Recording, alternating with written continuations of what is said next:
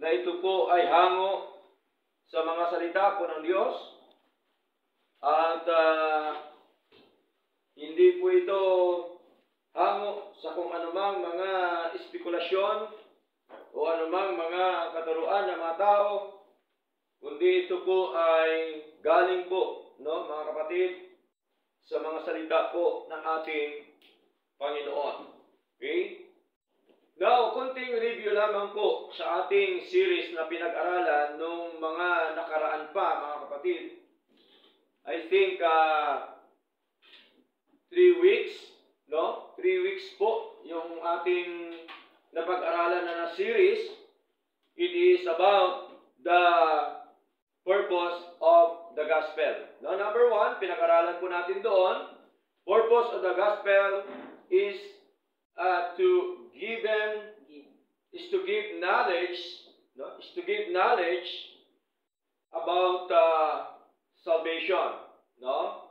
And then hindi lamang po 'yon, pangalawa, about love, no? Napag-aralan po natin doon. And then napag-aralan din natin yung tinatawag po na spiritual growth, no? Yung kalaguang spiritual. Okay?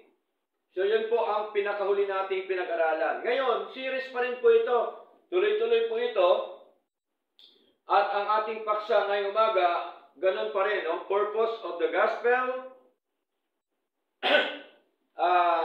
is to give a knowledge of equipping or equip, no? Pag sabi hong equip or equipping, ibig sabihin po ay to make ready or prepare.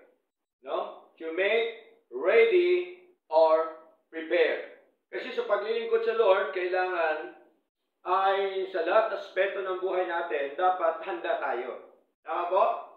Handa tayo sa anumang mangyari sa buhay po natin. Handa po tayo sa ating pong paglilingkod sa ating Panginoon. Handa po tayo sa anumang mga mangyayari sa buhay po natin dito sa mundo. At ito po ay lahat na ito ay itinuturo po ng banal na kasulatan. Okay? Itinuturo po ito lahat po ng ating Panginoon. Okay? So,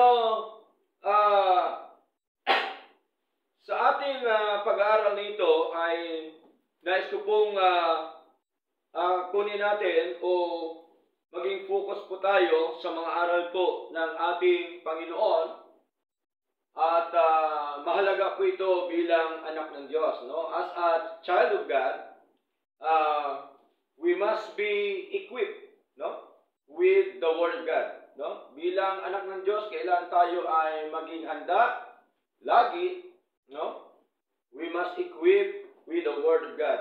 Kailangan po yun, no? Ma-equip po tayo ng mga salita po ng ating Panginoon. Ngayon po, meron pong 7 bagay na nais ko pong i-share po sa inyo. At ito po ay bilisan ko lang para makahabol po tayo sa 10:30, no? Na ating binigay na oras o pinag-usapan na oras po, mga kapatid. Okay? So, number 1 ay to challenge the believers from their Christian living. So, sa ating paghahanda, nandun po talaga lagi yung hamon sa buhay. Tama? Yung hamon sa ating bilang mananampalataya na kung saan tungkol po ito sa pamumuhay po natin dito sa lupa. No? Kasi pagka nandun na tayo kay Lord, wala na po problema yung pamumuhay. Tama po? Kaya tayo ay tinuturuan ni Lord yung pamumuhay dito sa lupa para po hindi po tayo madaya, hindi tayo mapariwara, hindi po tayo mapunta kung saang-saang mga maling ginagawa, katulad po sa mga nangyayari po ngayon sa mundo natin. Kaya ayaw po talaga yan ng ating Panginoon. Kaya napakahalaga na yung tinatawag po ng hamon o paghamon sa buhay po natin bilang isang Kristiyano, bilang isang mananampalataya. Now, basahin po natin ang aklat po ng 1 Peter, no? 1 Peter po, mga kapatid. 1 Peter chapter 5, no, verse 7, sabi po dito, 1 Peter chapter 5, verse 7, no? Casting all your care upon Him, for He careth for you, no? So ito po ang tinuturo ni Lord sa atin. Tungkol po sa hamon sa buhay, na kung saan ang hamon sa buhay, tandaan po natin, hindi natin kaya ito. Tama? Kung wala po ang ating Diyos. Kaya nga, ang turo ni Lord sa atin ay casting all your care upon Him. Inyong ilagak, no, sa Kanya ang lahat ng inyong kabalisahan.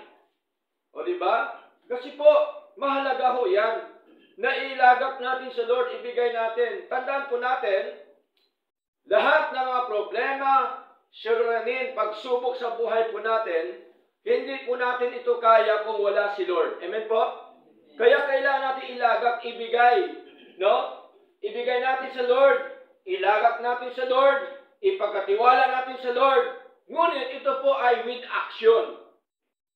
Di po ba? Hindi yung salita, Lord, ilagak ko na sa iyo, bahala ka na, Lord.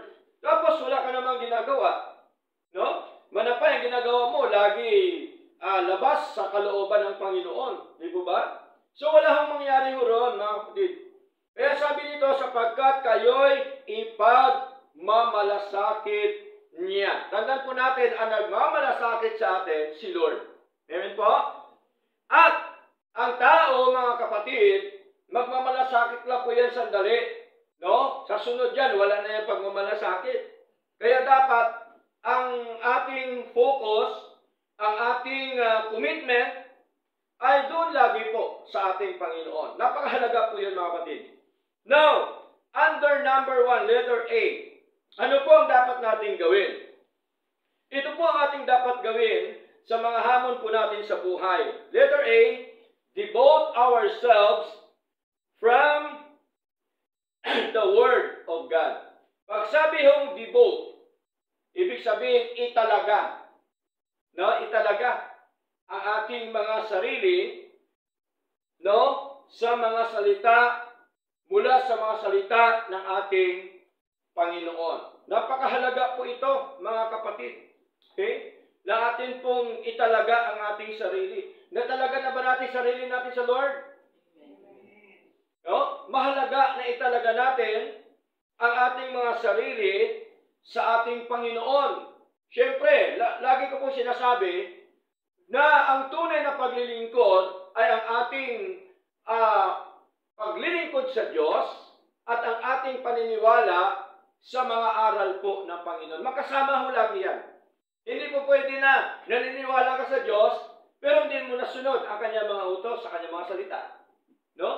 Magkasama yan, magka-partner po yan. Tingnan niyo po, nung ginawa ng Diyos ang mundo, nag-drawing po ba siya? Si Lord. Si Lord po ba kumuha ng mga materyales para itayo yung mundo? Di ba? Hindi naman. Sa pamamagitan ng ano? Ng salita ng Diyos. Tama po? Nung sinabi lang niya na magkaroon ng langit at lupa, automatic yon. Kasi po tapat siya sa kanyang pangako. Amen po? Nung sinabi niya magkaroon ng hayop, bundok, tao, automatic po yan, mga kapatid. Ginawa po niya sa pamamagitan po ng kanyang salita. Tama? Kaya hong salita ng Diyos at sa mismong Diyos, hindi pwede iwalay. Kaya mga sinalita ng Panginoon, nirecord po ni Lord. Saan po niya nirecord? Sa Biblia, sa mga salita ng Diyos. Kaya nga, meron tinatawag na purpose of the gospel. Layunin ng Ebanghelyo, tayo ay maging ready sa lahat ng aspeto ng buhay po natin sapagkat tandaan po natin may mga hamon po tayo sa buhay.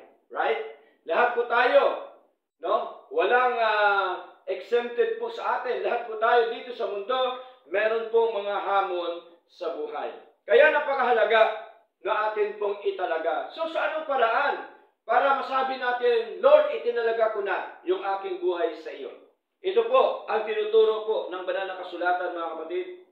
Sa aklat po ng Lumang Tipan, Psalms chapter 37, meron pong binabanggit ang ating Panginoon po dito na napakagandang halimbawa tungkol po sa ating pagtatalaga ng ating sarili sa mga salita ng Diyos at sa ating Panginoon.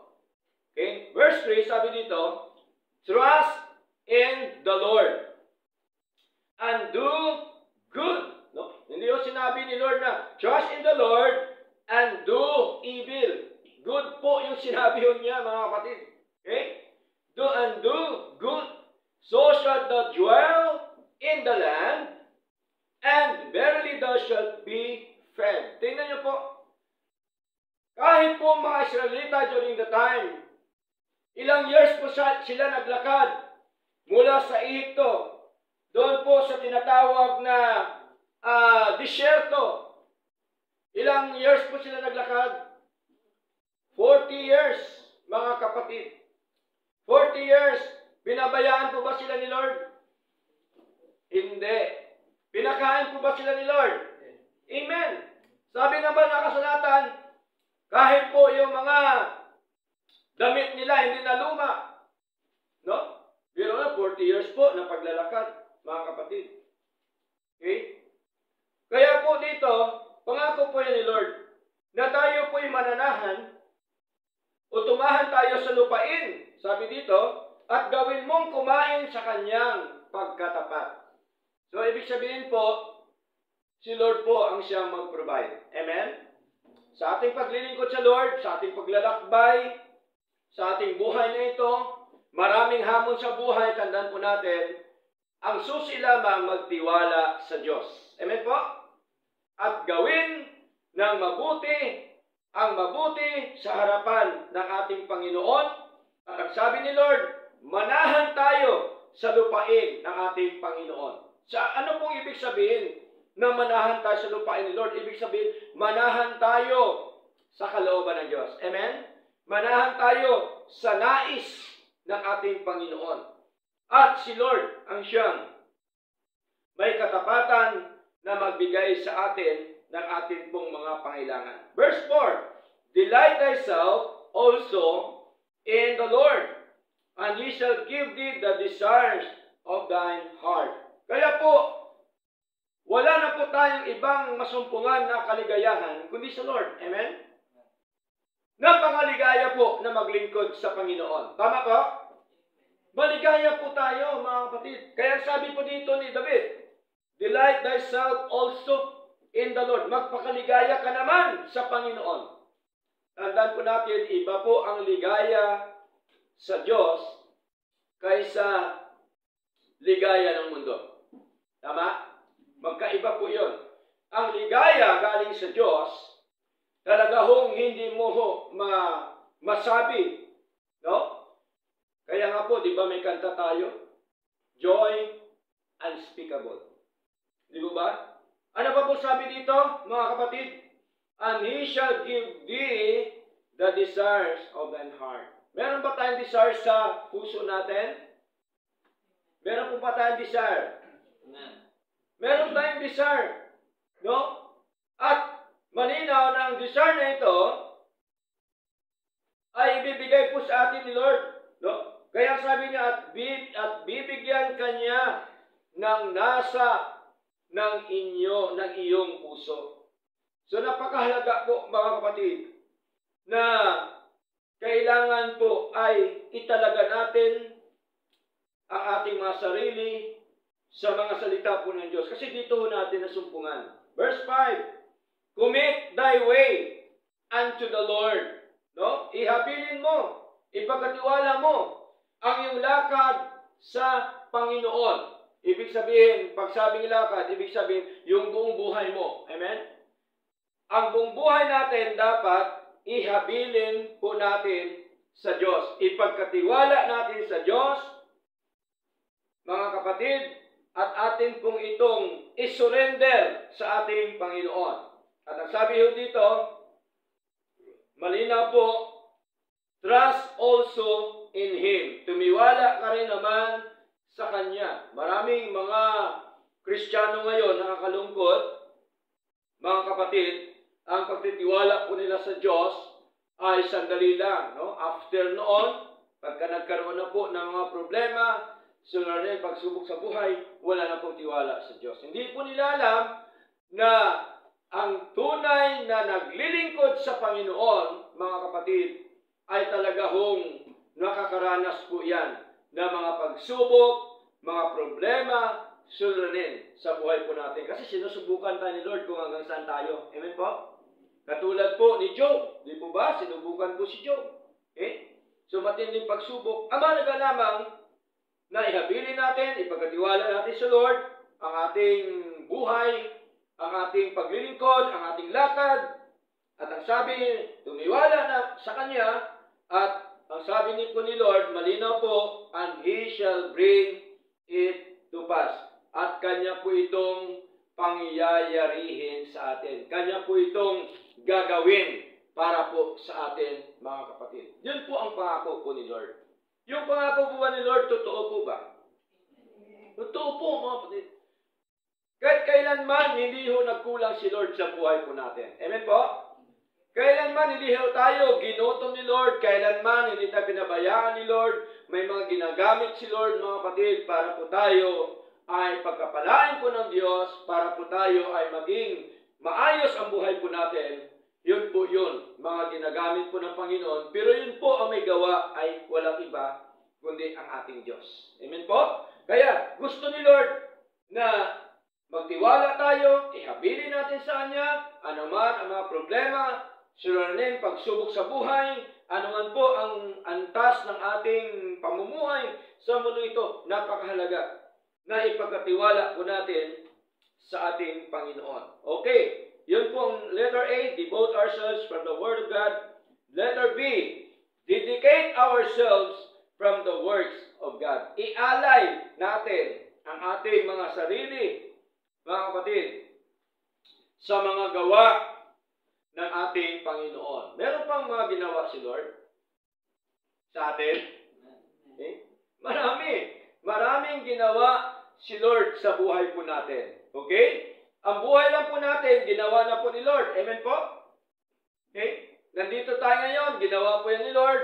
Ang ating, yung mga pagbabago ng buhay natin, ginawa po yan ni Lord. Lahat po yan, ginawa po ng ating Diyos, mga kapatid. Kaya, dapat i-dedicate natin ang ating sarili, ialay natin ang ating sarili sa paglilingkod sa Panginoon. Kaya sabi ko dito, mga kapatid, ni Paul sa New Testament, mga minang Romans chapter 12, anong sabi po dito? Verse 1, sabi po ni Pablo, I beseech you therefore, brethren, by the mercies of God, that ye present your bodies a living sacrifice. Ibig sabihin po, i-dedicate natin ang ating sarili sa Lord. Ialay natin, no? That you present your bodies a living sacrifice. Ano pa? Holy, acceptable unto God, which is your reasonable service. Tinutukoy po dito ni Pablo ang tungkol po sa ating pagsamba. Amen po? Na sabi po ni Pablo ay i-handa natin ang ating mga sarili o ating mga katawan na buhay. Buhay po, hindi po patay. Amen? Kaya dapat ang pagsamba, buhay na buhay. Tama? Buhay po ba tayo? Amen. Dapat, kung buhay tayo, buhay din po dapat ang ating pagsamba sa Lord. Sapagkat tandaan po natin, ang sinasamba natin na Diyos, hindi patay, kundi buhay. Amen? Buhay po ba ang Diyos? Amen. Buhay po ang ating Diyos, mga kapatid. Hindi po siya patay. Hindi po siya sa dingding. No? Hindi po siya kung saan na Diyos. Okay? Ang Diyos natin, buhay, at siya po ang gumagalaw, siya po ang kumikilos sa buhay po natin. Kaya ang gusto ni Lord, meron pong attendance sa kanyang pagsamba o sa pagsamba sa kanya. Tama? Bakit? Attendance ang mahalaga. Kasi sabi dito, that ye present. Kung wala ka, napresenta mo ba ang buhay mo sa Lord? Wala ka . Diba? Kaya sabi ni Lord, Malinaw po na that you present your bodies a living sacrifice. Diba? So, ibig sabihin, sa pagsamba, dapat nandun ka. Amen? Hindi yung, okay na yan. Alam naman na ni Lord yan eh. Hindi po ganun, mga kapatid. Kaya nga po, merong tinatawag na church kasi doon tayo sama-sama sa pagsamba sa Lord. Tama? Okay? So, ano pa pong sabi dito? Acceptable unto God, which is your reasonable service. Malinaw po, ito daw ang ating katampatang pagsamba sa Panginoon. So, malinaw na, i-dedicate natin, ialay natin, dapat nandun tayo, yung buhay natin, sa pagsamba sa ating Panginoon. Kaya, lagi ho natin pinananawagan yung ating pagsamba sa Lord. Amen po? Tandaan po natin, ang isang Kristiyano na umiibig sa Diyos, hindi na po yan kailangan na imbitahan para sumamba. Tama? Hindi na yan kailangan palalahanan na sumamba. Kasi iniibig mo si Lord eh. Tama po? Nandun na dapat ay yung kusa sa gawain po ng ating Panginoon. Na pagdating ng Sunday, automatic po yan para kay Lord. Amen po? Automatic po dapat yan, mga kapatid. Ibigay natin. No? I-dedicate natin. I-alay natin ang ating mga sarili po sa Lord. Now, ano pa po sabi dito sa Hebreo? Basahin po natin. Hebreo chapter 10, verse 25. Sabi po dito, not forsaking the assembling of ourselves together. Tingnan niyo po, na huwag nating pabayaan ang ating pagkakatipon. Now, ang tanong, meron po bang attendance? Meron pa rin. Kasi huwag kaligtaan eh. No? Huwag kaligtaan, huwag pabayaan daw. Yung ating pagtitipon. Not forsaking the assembling of ourselves together as the manner of some is. Katulad din sa ginagawa ng iba na sumasamba sa Lord. But exhorting one another, kasi po ang pagsamba, nagpapalakasan po yan sa isa't isa. Amen? Ang pagsamba ay para tayo lumakas, sumigla ang ating buhay espiritual. Hindi ho ito pisikal, kundi ang ating espiritual. Kung pinapalakas natin ang pisikal natin, dapat pinapalakas din natin ang ating buhay espiritual. Tama po? Kaya dapat ang gawin natin sa ating paglilingkod nito, gawin natin ang mga bagay na espiritual. Mga bagay na espiritu. No? Kaya ang sabi ko dito, mga kapatid, sa aklat po ng Galatians chapter 5, verse 16. Ano bang utos po ng ating Panginoon sa pagitan po ni Pablo? This is I say then, sinasabi ko nga, sabi ni Pablo, walk in the Spirit, and ye shall not fulfill the lust of the flesh. Tingnan niyo po. Magsilakad kayo ayon sa Espiritu, at hindi ninyo gagawin ang mga pita ng laman. So, ito po ang gusto ng ating Panginoon, mga kapatid.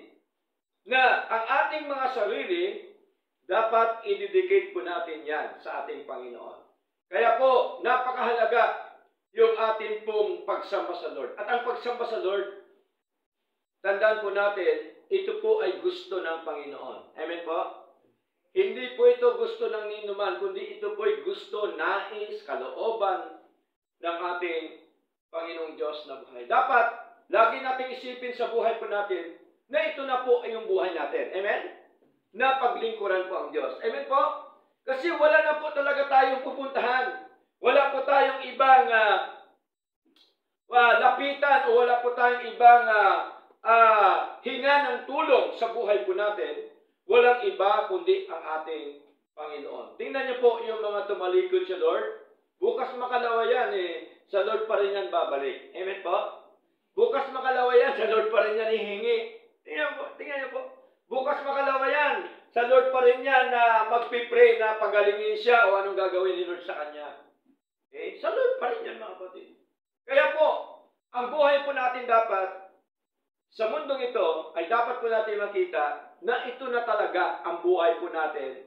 Buhay mananampalataya. Amen po? Buhay mananampalataya. Okay? Now, letter C. Discipline ourselves from our walk with God. So, nandun dapat yung disiplina. No? Ano pang disiplina na sinasabi po ng banal na kasulatan?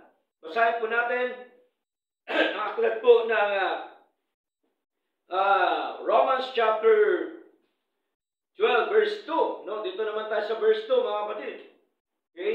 Kanina, verse 1 tayo. Ngayon, verse 2. Okay? Anong disiplina ang gusto ni Lord? Ito pong sabi niya, and be not conformed to this world. Tignan niyo po.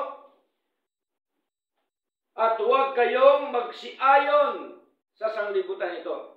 Okay? But be transformed by the renewing of your mind, that ye may prove what is that good and acceptable and perfect will of God. Tingnan nyo, malinaw po, kundi mag-iba kayo sa pamamagitan ng pagbabago ng inyong pag-iisip. Kasi pag nabago ng isip natin ni Lord, pag nabagong isip natin sa pagitan ng salita ng Diyos, mga kapatid, ang Kristiyano, disiplinado po yan. Amen po? Ano magresulta? Ang Kristiyano maging disiplinado. Anong ibig ko sabihin? Ang Kristiyano may kusa yan manalangin sa Lord. Amen? Ang Kristiyano may kusa yan na magbasa ng mga salita ng Diyos.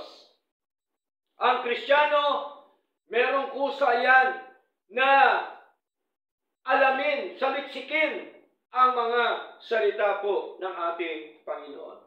Tandaan po natin, ang salita po ng Diyos, higit pa po ito sa ginto at pilak. Totoo po ba? Higit pa po ito, mga kapatid. Akala nyo ba? Parang walang epekto, walang saysay ang salita po ng Diyos. Hindi po. Ito po ay higit pa sa ginto at pilak, mga kapatid. Kaya ano pong sabi ni David? Psalms chapter 12, verse 6. The words of the Lord are pure words, purified 7 times.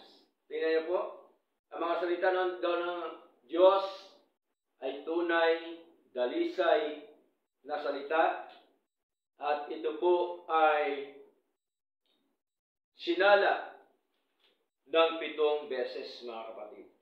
Kaya paniwalaan po natin yung mga sinasabi po ng Panginoon. Ano pa po ang payo po ng ating Panginoon para madisiplina po yung sarili po natin na huwag nating gawin ang nais po ng ating Panginoong Diyos na buhay?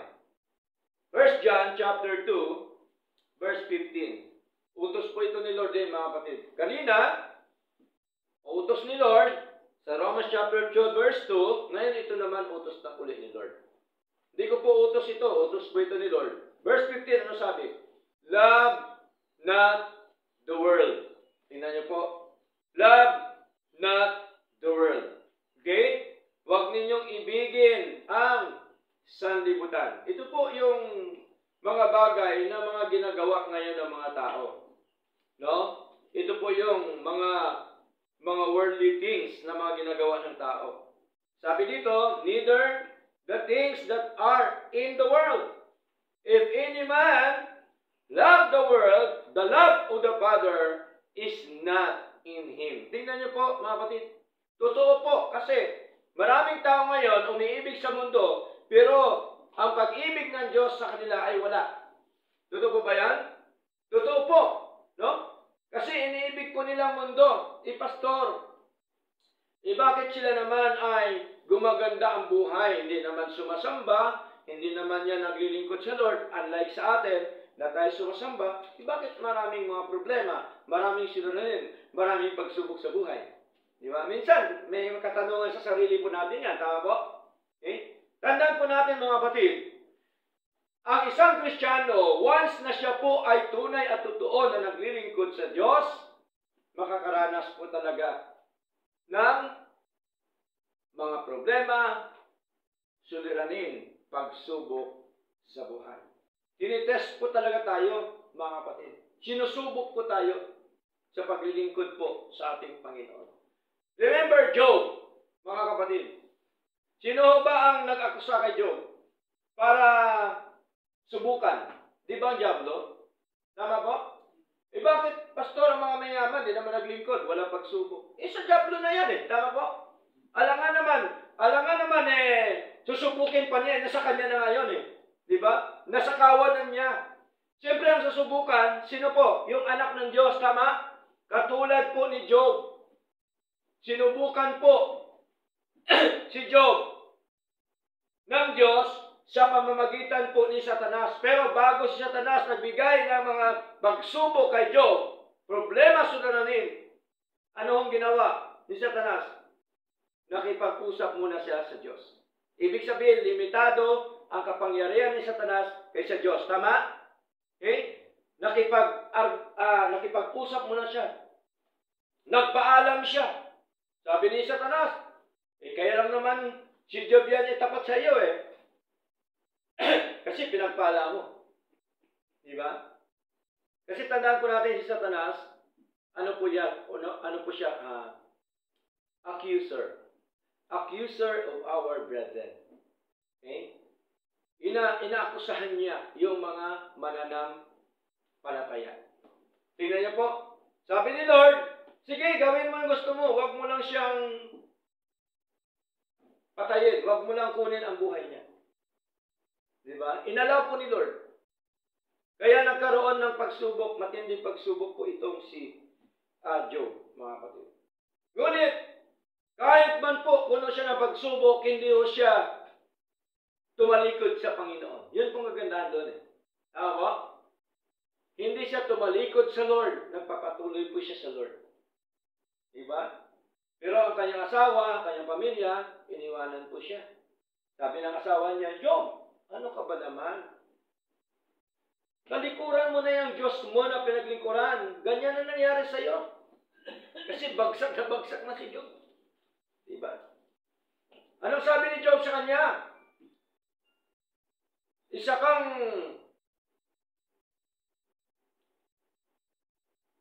walang kwentang babae, sabi ni Job. Diba? Hindi naman sinabi ni Job na isa kang halimaw. Hindi naman po. Wala kang kwentang babae, sabi niya. Sa kasaganaan lang ba natin paglingkuran ang Diyos? Hindi sa kahirapan? Kaya sabi ng banal na kasulatan si Job, kahit kailanman hindi yung nakasala. Pero tingnan niyo po, nagpapatuloy po siya. Kahit po anong matindi kanyang karanasan, napakarami po mga tao ang nag-discourage sa kanya. Napakaraming tao ang tumutuya sa kanya, umuusik sa kanya dahil sa nangyayari sa kanya. Tandaan po natin, sinasabi lagi ni Job, yung mga positibo na ginawa ng Diyos sa buhay po niya. Okay? Hindi ho siya nalalamig, hindi ho siya nanghihina, hindi ho siya nanglulupaypay. Nagpapatuloy pa rin siya sa paglilingkod sa ating Panginoon. Tingnan niyo po, after for how many years na nangyari sa paglilingkod niya sa Lord, inirestore ba ni Lord ang buhay niya? I-restore po ni Lord. Ibinalik ni Lord. Doble ang ibinalik po ng ating Panginoon. Kasi nakita po ng Diyos na totoo ang paglilingkod ni Job. Tandaan po natin, napakahalaga na ang mga utos ng Diyos ay dapat po nating sundin sa ating paglilingkod na ito. Dapat prioridad ang Panginoon.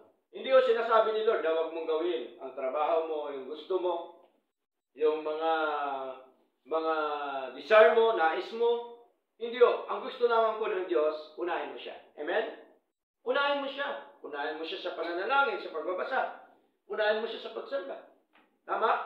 Unahin mo siya sa latas-respeto po ng buhay po natin. Okay? So, mahalaga po yan. No? Discipline ourselves from our walk with God. Now, number 2, to comfort the believers from their trials. Ang salita ng Diyos, nagkukomfort sa atin. Amen? Nagkukomfort po sa atin. sa mga trials natin, mga problema natin, suliranin po natin, ay kinukomfort po tayo ng mga salita ng ating Panginoong Diyos na buhay. Sabi po sa Hebreo chapter 11 verse 36, ano sabi po? Hebreo, basahin po natin, Hebreo chapter 11 verse 36, ito po ang sinasabi. Okay? And others a trial of cruel, mockings and scourgings, yea, moreover, who bands and imprisonment. No? 37, they were stoned, they were sawn asunder, were tempted, were slain with the sword. They wandered about in sheepskins and goatskins, being destitute, afflicted, tormented. Tingnan niyo po natin. Lahat mga lingkod ng Diyos nakaranas po ng mga pagsubok sa buhay. Sabi ng Biblia, ang iba'y nangagkaroon ng pagsubok sa pagkalibak at pagkahampas. Bukod dito ay sa mga tanikala at bilangguan naman. Tingnan niyo po, sila nga po na bilanggo. Sila po ay nakaranas ng matinding mga pagsubok. Sila'y pinagbabato. Diba si Esteban, pinagbabato, pinatay po siya dahil sa Panginoon. Ang iba, pinaglalagari o pinaglagari. Pinagtutukso, pinagpapatay sa tabak.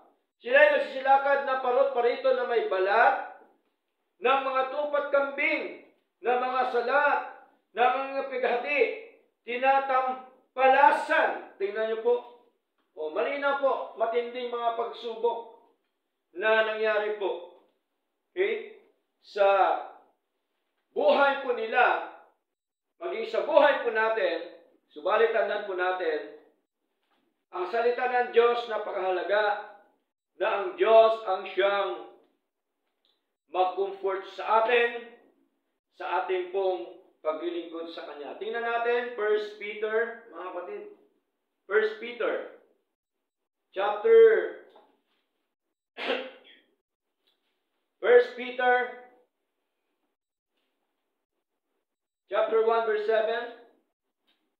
Sabi dito, that the trial of your faith, being much more precious than of gold, that perisheth, though it be tried with the fire, might be found unto praise and honor and glory at the appearing of Jesus Christ. Upang ang pagsubok sa inyong pananampalataya na lalong mahalaga kaysa ginto na nasasira, bagamat ito'y sinusubok sa pamagitan ng apoy, ay na masusumpungan sa ikapupuri at dulhati at ikararangal sa pagpapakahiyag ni Hesus Kristo. Tingnan niyo po, mahalaga pala ang mga pagsubok sa buhay natin. Kasi kung walang pagsubok, hindi ho tayo matututo. Tama?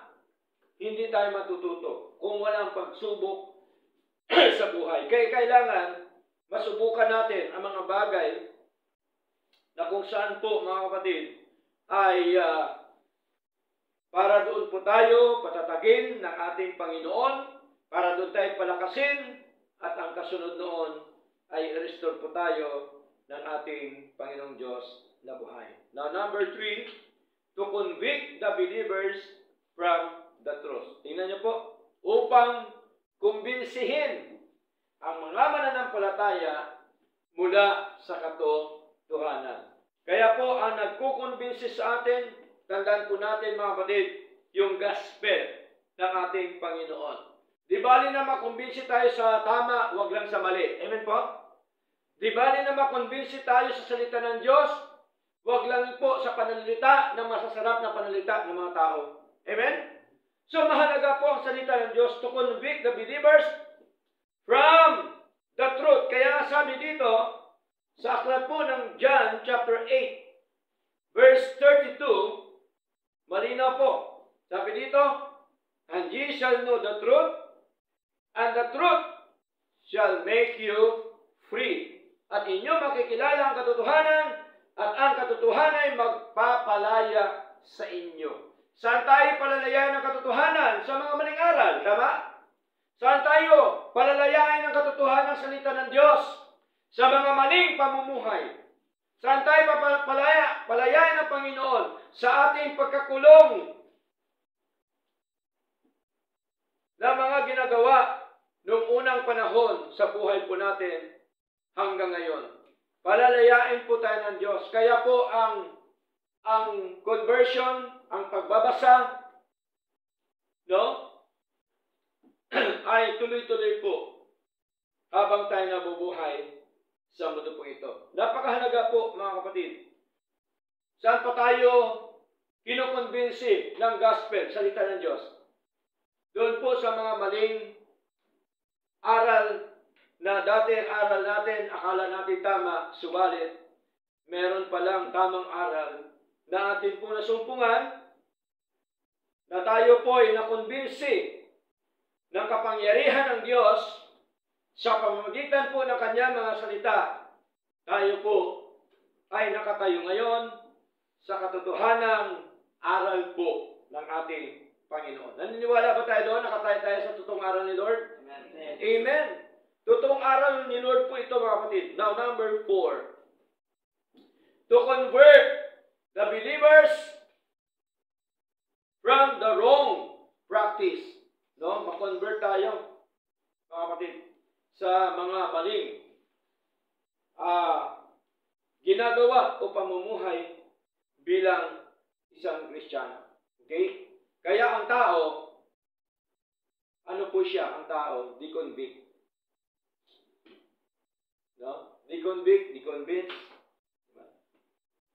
Ano pa? Ang tao, deconvert. No?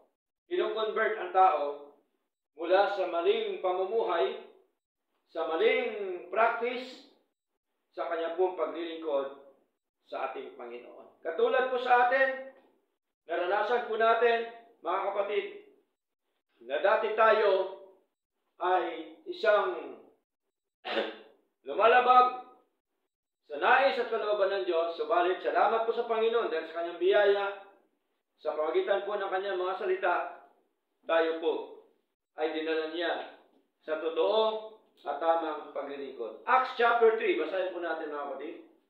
Acts chapter 3 verse 19. No? Sabi po dito,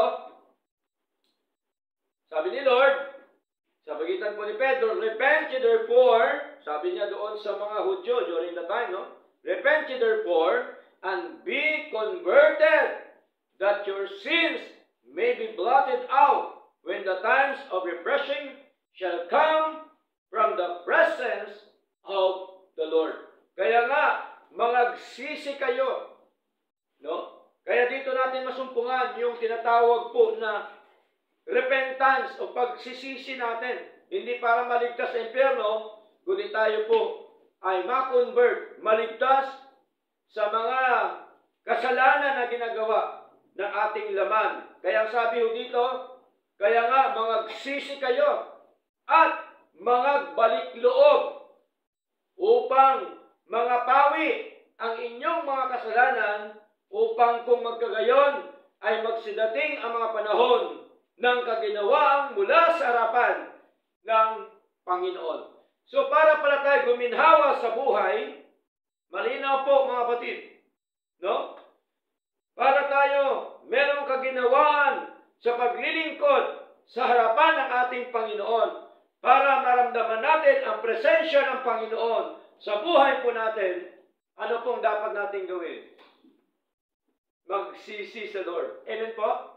Okay? Bakit? Kasi po namumuhay pa tayo sa laman. Amen? Ito po kasi nagkakasala yung laman. Okay? Ang Espiritu, hindi naman nagkakasala, ito yung laman. Ginagawa ng laman. Kaya nga, meron tinatawag na lust of the flesh.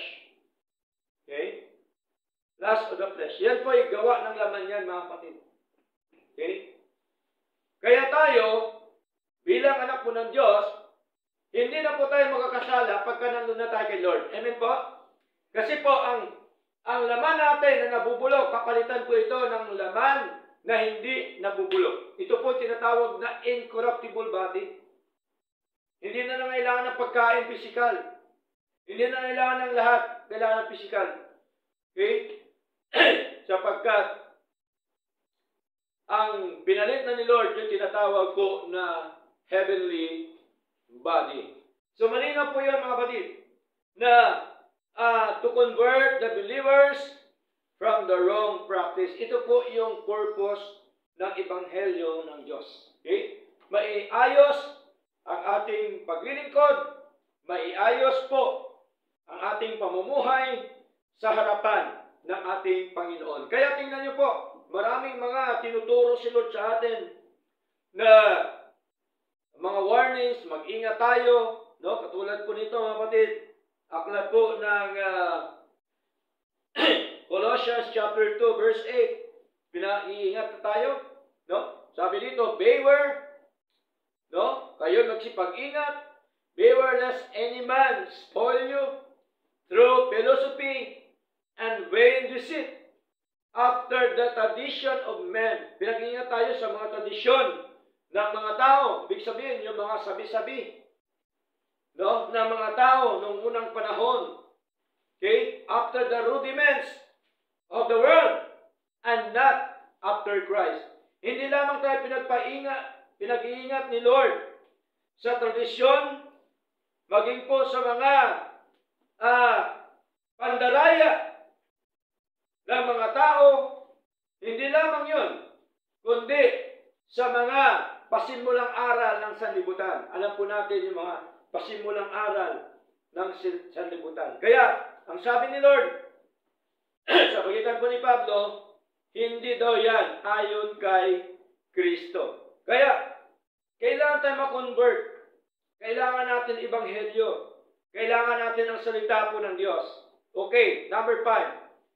To correct the believers from the wrong doctrines. Kaya nga po, ang salita po ng Diyos ay mahalaga, yung gospel mahalaga, sapagkat once na hindi mo po malaman ang Ebanghelyo, may tendency po ng doktrina mo mali. Tama? Yung nagre-rely ka lang sa nagsasabi, mahirap po yun. Kaya tayo, tinuturo natin na magsaliksik. Tama po?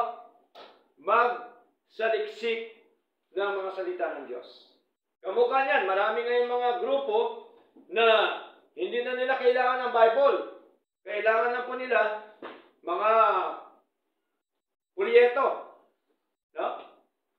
Mga pamphlets na tinatawag, mga pasugo, yun na daw yung sundin. Hindi po. Hindi po ganun. Kasi pwede maniobrahin yun. Tama? Pwede nilang baguhin yung aral ng Panginoon, mga kapatid. Kaya, dapat ito talaga yung ating babasahin, ating pag-aralan, mga salita po ng Diyos. At walang tinuturo si Lord na bawal mag-aral ng Biblia. Tama? Manapay ang tinuturo ng Lord, saliksikin ang banal na kasulatan. Basahin po natin, aklat po ng Acts, chapter 17, verse 11, sabi dito, these were more noble than those in Thessalonica. No?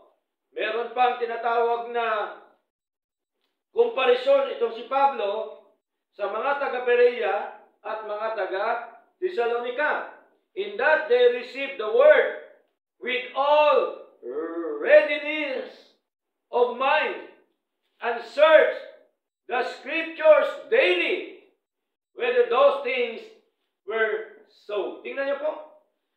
Sa Tagalog, ngayong lalong naging mararangal ang mga ito kaysa mga taga-Thessalonica. Sino mga ito? Taga-Berea. Nagsasaliksik talaga sila sapagkat tinanggap nila ang salita ng buong pagsisikap. Ibig sabihin, nagsasaliksik sila with action. No? At sinisiyasat sa araw-araw ang mga kasulatan kung tunay nga ang mga bagay na ito. Hindi ko sila basta-bastang tumanggap na mga pinapangaral ng tao kung hindi ho nila sinasaliksik ang mga kasulatan. Tama? Kung hindi ho nila pinag-aaralan. Kaya mahalaga po pagsaliksik po mga kapatid. Hindi tayo binabawalan ni Lord. Hindi totoo po yan.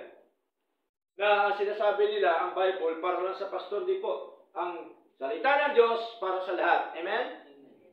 Ang salita ng Diyos ay para po sa lahat ng mga anak ng Diyos, para po sa lahat ng mga naglilingkod po sa ating Panginoong Diyos na buhay. To correct, no? To convert the believers from the wrong practice. Number 5, to correct the believers from the wrong doctrines, mga kapatid. At nakita natin ang tunay na doktrina ng ating Panginoon, yung tinatawag po na doctrine of grace. Number 6, to compact the believers from other brethren. No? Pag sabing compact, pagsama-samahin, tama? Kaya nga tayo sama-sama every Sunday, tama po? To compact the believers from other brethren. Kaya tayo mayroong mga fellowship, mga kapatid. Meron tayong pagsama-sama sapagkat ang pagsama-sama ay pagpapalakasan po sa isa't isa. Kalakasang spiritual, napakahalaga po, mga kapatid. Kaya, ano pong ginagawa during the time ng mga mananampalataya po na nauna sa atin? Ang ginagawa po na ito, mga kapatid. No? Acts chapter 2, verse 42, sabi po dito, mga kapatid, Acts chapter 2, verse 42, sabi po dito, and they continued steadfastly in the apostles' doctrine. Okay? Nagpapatuloy po ba sila? Natili ba sila sa doktrina ng mga apostol? Yes, nagpapatuloy po sila. Hindi po sila huminto. And they continued steadfastly in the apostles' doctrine and fellowship. Kaya po ang ating pagsamba, kasama na rin ang fellowship. Amen po? Sama-sama. And in breaking of bread and in prayers. Kaya nga po, may fellowship din po tayo. Ang sabi po ni Pablo ay nagpuputol-putol ng tinapay. Ibig sabihin, nag-share ng mga pagkain para po sa ating physical na katawan at kasama po yung pananalangin. Kaya mahalaga po, mga kapatid, ang atin pong pagsama-sama po sa ating Panginoon. Now, number 7. Panghuli po, mga kapatid. To connect the believers from being a faithful servant. Kailangan konektado tayo bilang mga mananampalataya doon po sa mga tapat na lingkod ng ating Panginoon.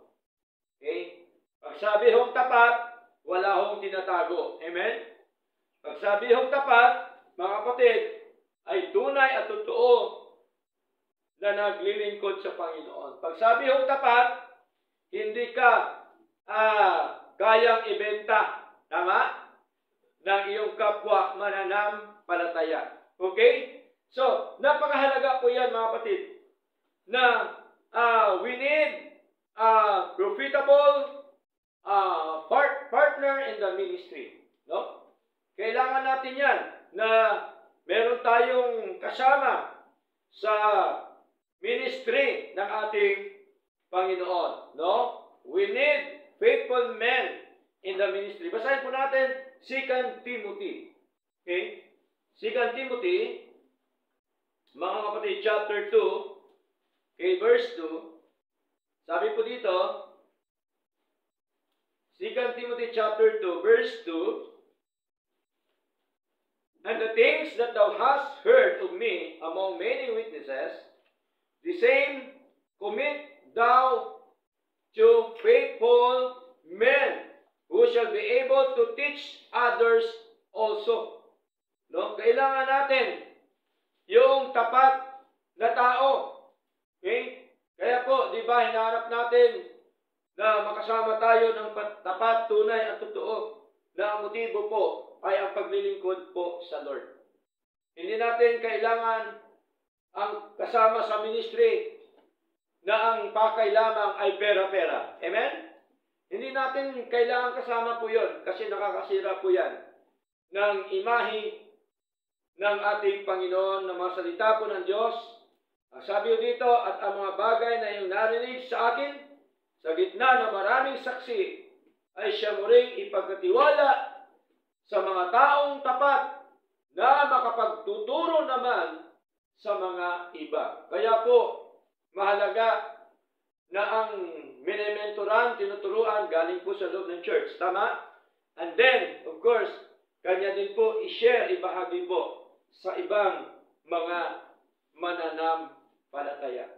Ngayon, paano natin magawa ito? Ang mga bagay na ito, kailangan tayo laging ready. Amen? Kailangan tayo laging prepare sa buhay po natin, sa ating pong paglilingkod po, mga kapatid, sa ating Panginoon. Ngayon, ano po ba ang conclusion po natin? Dito po sa binasa natin kanina, 1 Timothy chapter 4, verse 16. Ito po ang ating binasa kanina. Sabi po dito, take heed unto thyself, and unto the doctrine, continue in them. Tingnan niyo po. No? Kailangan tayo magpatuloy. Saan? Sa mga doktrina. No? Sa doktrina, sa katuruan ng ating Panginoon. Continue in them. For in doing this, thou shalt both save thyself and them that hear thee. Tingnan niyo po. Sapagkat sa paggawa nito ay ang iyong sarili ang ililigtas mo, pati ng mga nagsisipakinig sa iyo. Ano po itong kaligtasan? Kaligtasan sa mga maling aral, kaligtasan sa mga maling pamumuhay, kaligtasan sa mga maling ginagawa dito po sa mundo. Okay? So mahalaga na magpatuloy tayo sa doktrina ng Panginoon, magpatuloy po tayo sa paglilingkod sa ating Panginoong Diyos na buhay. Kaya po, ang layunin ng Ebanghelyo, purpose of the gospel, na tayo po ay laging handa, laging ready po sa ating pong paglilingkod sa Lord at sa lahat po ng aspeto ng buhay po natin. Dapat lagi po tayong ready na nandiyan ang Diyos, palagi pong kumakalinga sa atin. Kailan lamang natin magtiwala at patuloy po na ating ilagak sa Kanya ang lahat nating kung buhay sa paglilingkod na ito. Nawa, pinagpala po tayo ng mga salita po ng Diyos at sa Diyos ang lahat na karangalan po at kaluwalhatian. Purihin po ang Panginoon. Tayo lahat po ito